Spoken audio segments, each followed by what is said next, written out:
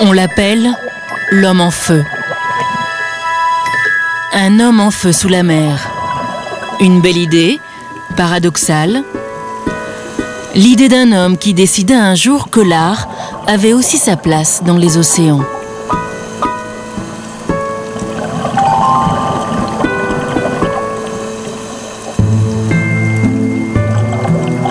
Il y a des gens comme ça qui vont au bout de leur passion. Des gens capables de tenir à bout de bras les projets les plus fous.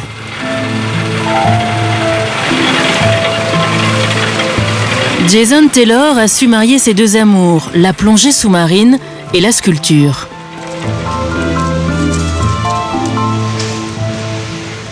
Le parc marin de Cancún au Mexique lui a passé une commande démesurée, la création et la mise à l'eau de 400 statues.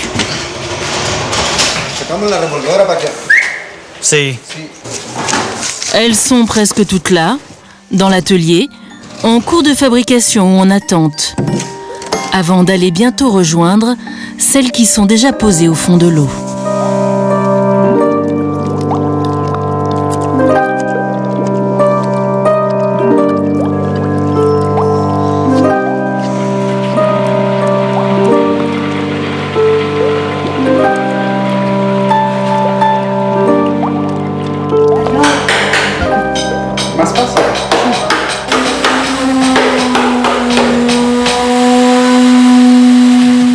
Mais pour l'instant, on est en plein processus de fabrication. Avant cela, il y a eu des mois de travail pour choisir les modèles, réaliser les empreintes, les moulages, penser aux moindres détails.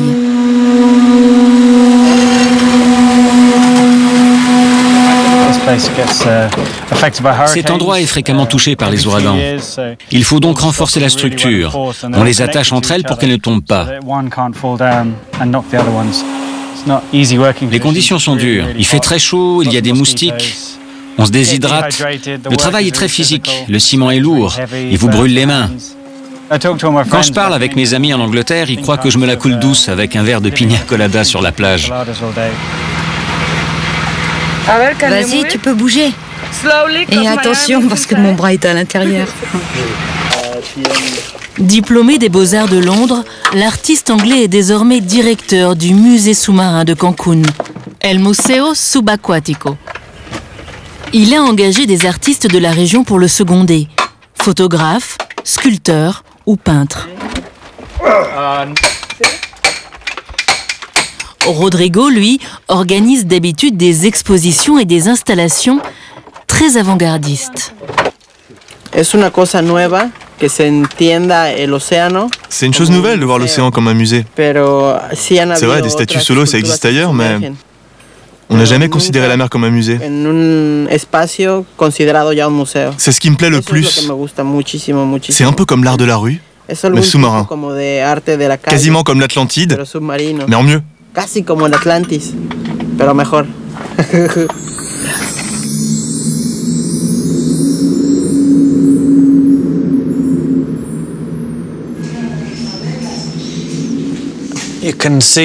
Ici, c'est le collectionneur des rêves perdus.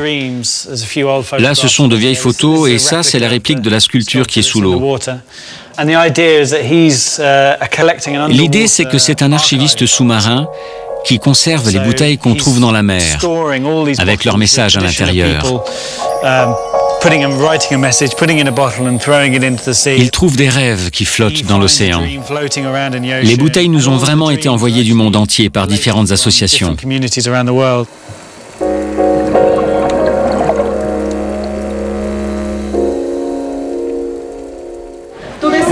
On a besoin de 3 groupes. Oui. Aujourd'hui, visite à l'atelier des élèves d'un collège local. Tout le monde va servir de modèle pour le nouveau projet. Cette fois, Jason a seulement besoin de leurs oreilles.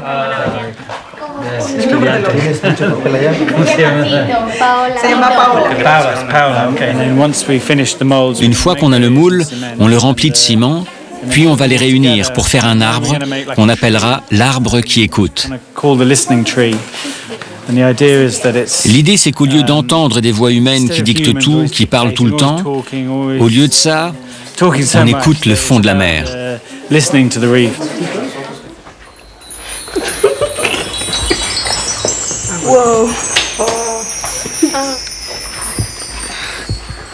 Voilà. Moi, je trouve que c'est une idée merveilleuse si on peut arriver à marier l'art des humains avec la nature. Je crois que c'est une idée maravillosa.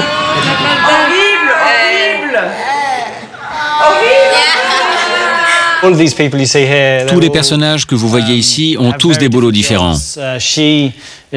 Elle est prof de yoga en ville.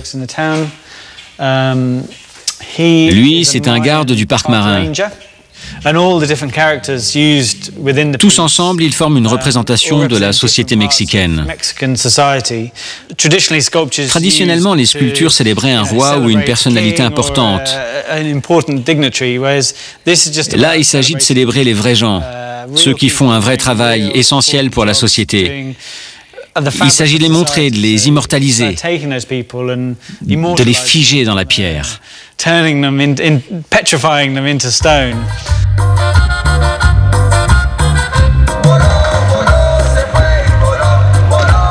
Jason vit à Puerto Morelos, un petit port à 25 km au sud de Cancun, pas encore grignoté par le béton.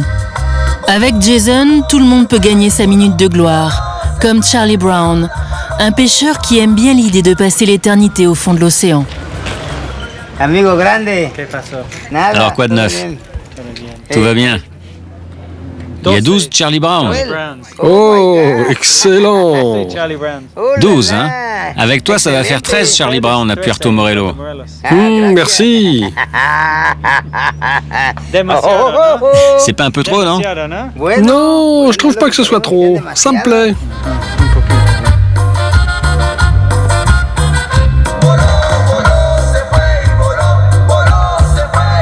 Certains visages nous rappellent qu'ici, dans le Yucatan, les Mayas régnaient avant l'arrivée des Espagnols. Jason a voulu leur rendre hommage avec Hector, un autre modèle. J'aime bien l'idée de représenter le peuple maya. Je porte des boucles d'oreilles et un sac de haricots, comme un paysan maya. Ça me plaît beaucoup. Pour faire le modèle, il faut un peu de concentration. On peut se sentir claustrophobe. Pour le moulage, on t'applique une pâte qui durcit et ça dure longtemps. C'est difficile de respirer. Jason m'a donné une position très fatigante à tenir. Avec les bras comme ça.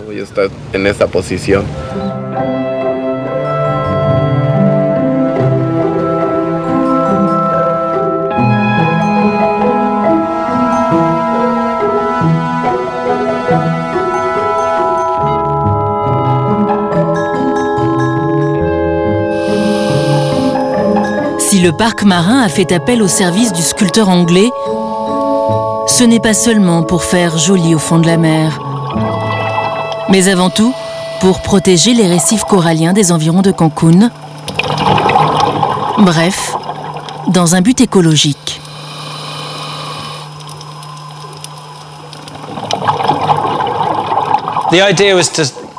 L'idée, c'est de couvrir une importante surface de fond marin et d'offrir à la faune des endroits où nager.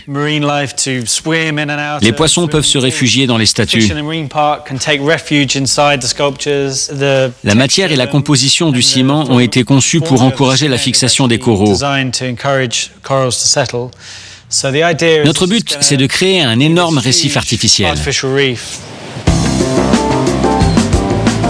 Et pourquoi la station balnéaire de Cancun doit-elle sauver son corail?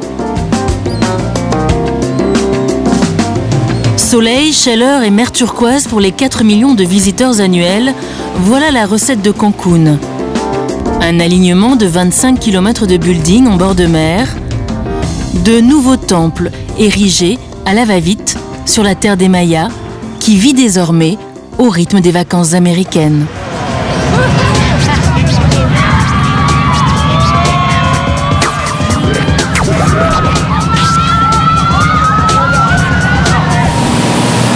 Mais Cancun possède aussi la réputation d'être un des premiers centres mondiaux de plongée sous-marine. Vous avez remarqué que vous allez plonger dans un parc national?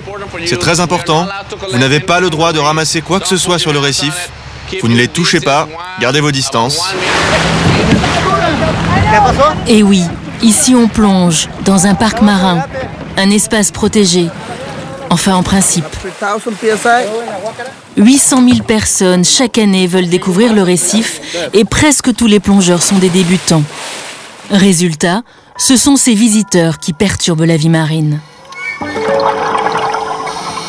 Une fréquentation effrénée, ajoutez là-dessus des ouragans toujours plus forts ces dernières années, et les coraux souffrent et meurent. Le parc marin cherchait à détourner les plongeurs des sites coralliens les plus fragiles. L'idée d'un musée sous-marin a germé quand ils ont découvert les premières réalisations de Jason sur Internet. Et ça marche. Les touristes viennent déjà admirer les premières statues installées au large.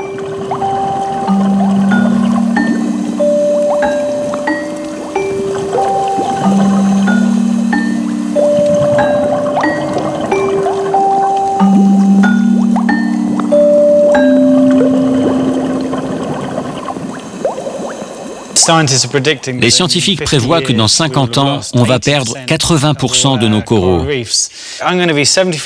Quand j'aurai 75 ou 80 ans, qu'est-ce que je vais dire à mes petits-enfants?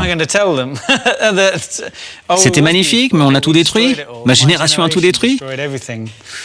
Je pense pas pouvoir vivre avec ça. Jason prend lui-même soin des parties vivantes de ces statues. Rendez-vous sur la jardinière de l'Espérance, entourée de ces plantations. J'ai planté du corail vivant dans chaque pot. C'est une méthode de conservation. Quand le corail a été brisé par les tempêtes ou les touristes, tu prends des petites pousses, comme on fait dans un jardin ou une serre. Tu peux le replanter et le corail va se multiplier et grandir.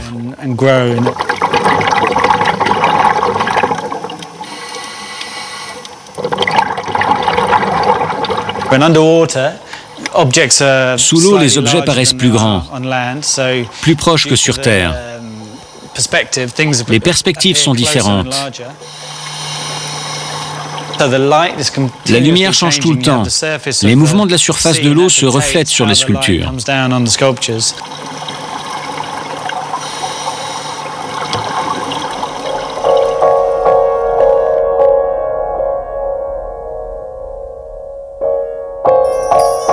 Reste une inconnue. Que deviennent les statues après un long séjour dans l'océan? Pour voir cette évolution, il faut entreprendre un voyage dans le temps.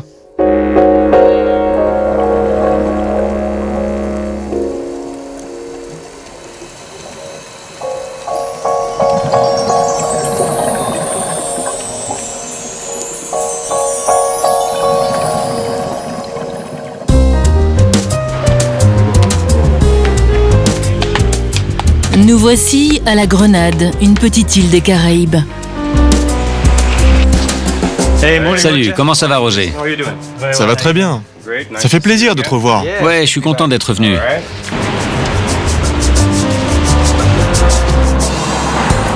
Ici, c'est un peu l'anti-Cancun. Pas de béton, pas de tourisme de masse. D'ailleurs, une loi interdit tout bonnement de construire des immeubles plus hauts que les cocotiers.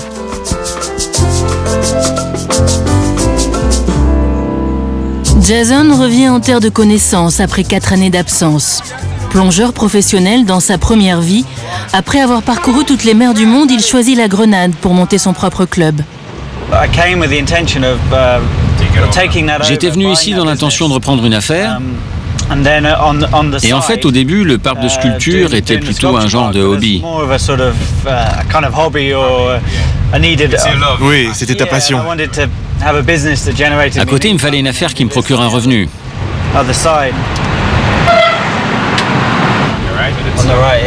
Là, c'était ma maison sur la droite. Il y a encore une sculpture sur la porte du garage. Tiens, regarde, tu vois, il y a encore des éléments de moulage. Et puis, rapidement, Jason se rend compte qu'il n'est pas vraiment fait pour le business et abandonne le projet de club. Tous mes projets échouaient. Je ne savais vraiment pas quoi faire de ma vie. Et au moins, le bon côté, c'est que ça a été libérateur. Et je me suis dit, si t'es complètement paumé, fonce et fais ce que tu aimes. Et j'ai commencé à faire des sculptures.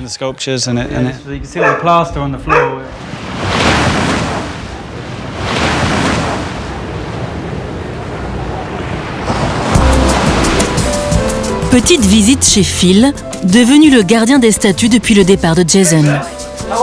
Salut, ça va? Comment vont les sculptures? Oh, elles sont superbes. La ronde d'enfant a bien changé. Jason et moi, on partageait un appartement. Et Jason m'a dit, regarde mon ordinateur. Je ne savais pas ce qu'il allait me montrer. J'ai vu des sculptures et j'ai dit, ouais, c'est bien. Je m'y connais pas tellement en art. Je lui ai dit, ça a l'air pas mal. Qui a fait ça? Il a dit, c'est moi. Et il m'a dit, qu'est-ce que tu penserais de mettre ces statues sous l'eau? Ça a été comme une illumination. J'ai dit tout de suite, je sais exactement où on peut les mettre.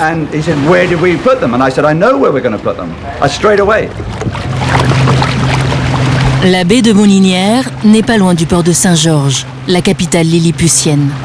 Là se trouvent les premières réalisations de Jason, du temps où il avait seulement quelques copains pour l'aider.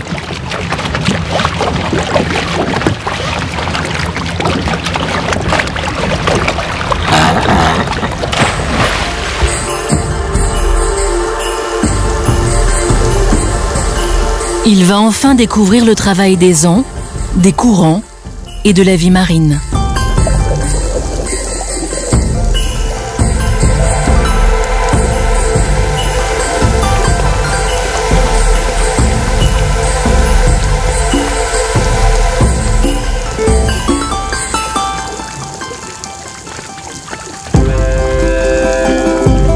C'est vraiment génial de revoir certaines de ces sculptures, de voir les changements. Je suis juste en admiration devant le travail de la nature.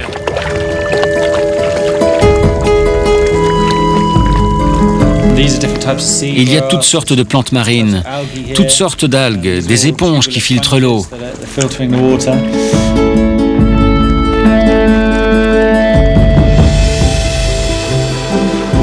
Celui-ci est recouvert d'une éponge magnifique. Rose bonbon. On dirait qu'il a de l'acné ou une maladie.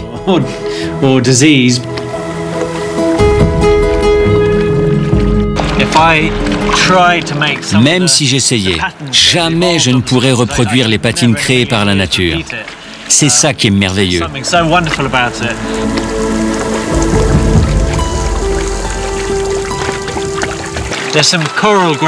Il y a du corail qui a poussé dans une corbeille à fruits. Ça ajoute de la matière.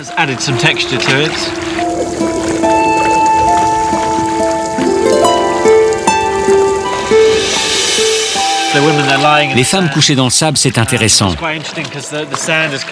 Le sable les a recouvertes, et pour bien les voir, il faut les brosser. C'est comme une découverte archéologique. On pense à une civilisation disparue. En fait, elles n'ont que 4 ans.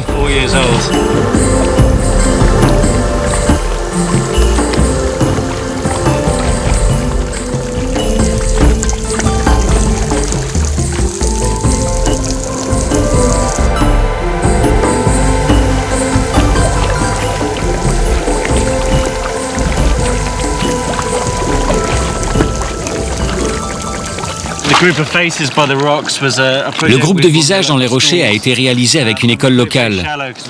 C'est peu profond ici. C'est un peu fait exprès pour permettre aux gens du coin de venir les voir. Ce sont surtout des gens d'ici qui sont représentés.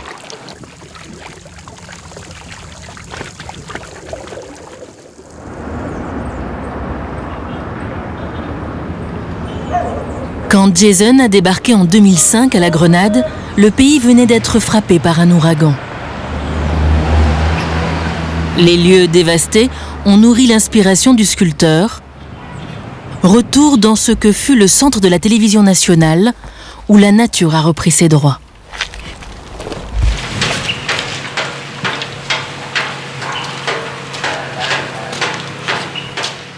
J'aime bien ce genre de bâtiment. C'est le même sentiment que sous l'eau. C'est comme un espace oublié, qui évolue, qui change. Les murs sont couverts de matière, de mousse. C'est organique. Ça vit. C'est aussi là qu'il venait dénicher certains des éléments de ces sculptures. Machine à écrire, bureau déglingué.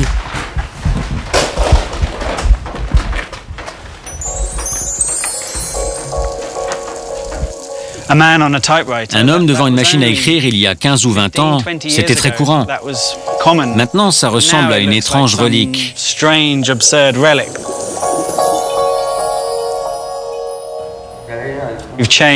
On a changé si rapidement dans les 15-20 dernières années. Je pense qu'on a tous un sentiment de perte et on n'arrive pas à le comprendre. Quelques-unes de mes sculptures tentent de retrouver ces moments-là.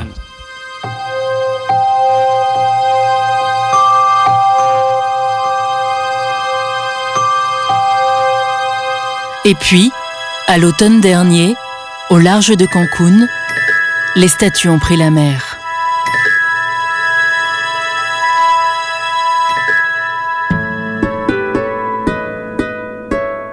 Des jours durant, les hommes ont lutté contre la houle. Pour placer d'autres hommes, immobiles et silencieux, ceux-là, dans l'éternité des océans.